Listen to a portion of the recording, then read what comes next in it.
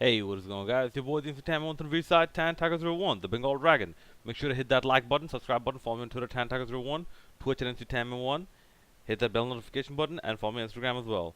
Welcome to another episode of Casual Cinema Chat, and today I'm going to talk about the latest Mission Impossible Fallout. And I'd have to say, you know what? I like this movie. Like, yeah, it was a bit more than 2 hours.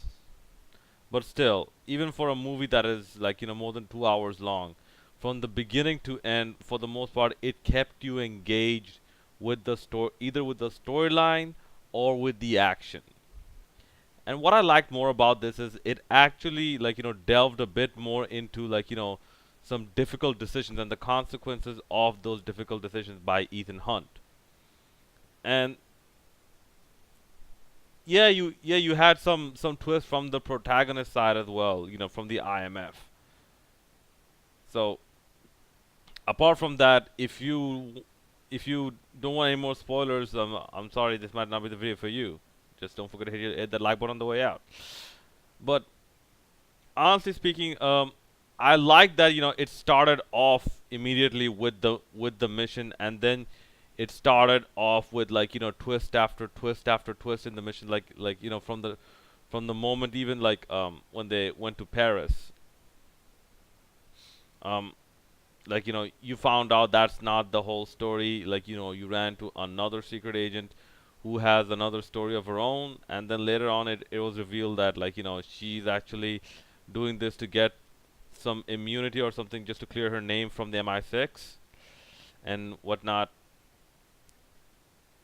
And how it tied in, to, I believe, from one of the previous movies called The Syndicate. And even some of their justification that for complete peace to happen, you need complete chaos, and then all of them will be forced to work it out with each other.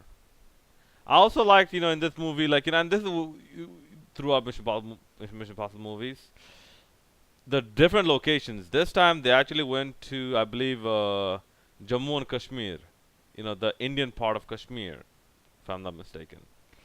So I like that part as well, and also I liked how they tied in with some of Tom Cruise's backstory, sorry, with Ethan Hunt's backstory. That, like you know, the work Ethan Hunt does, it does not allow him to actually have any spouse, and in any wife or whatnot. But still, there are people that he cares about, and these people that he cares about can be manipulated. At one point, were sort of used as a as a bargaining chip for Ethan Hunt to basically the name sort of eludes me right now, but basically take the role of the villain who was supposedly supplying the plutonium, and then basically watch as their world falls apart. And it turns out that this CIA agent, he was also part of the syndicate apparently.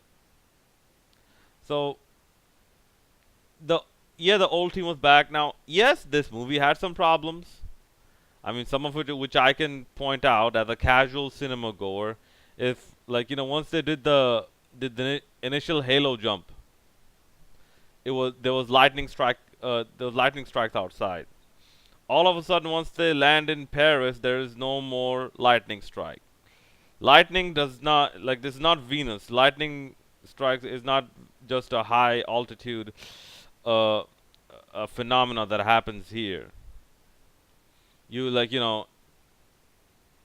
let's say in the planet of Venus, you don't get lightning that strike the Earth. Over here, most of the time the lightnings do strike the Earth. So that's one thing. I found weird. Another one is there's a motorbike. There's a motorbike chase scene in broad daylight.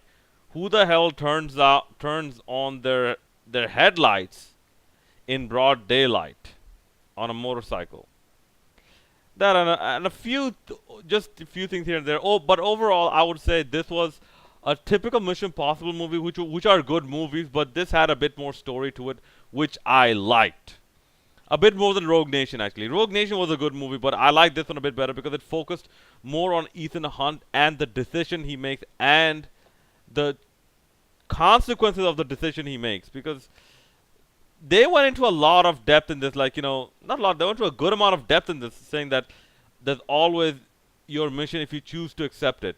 So when you choose to accept something, there are consequences. And, like, if a secret agent gets pushed over and over by betrayal of his government, sometimes the secret agent sort of snaps.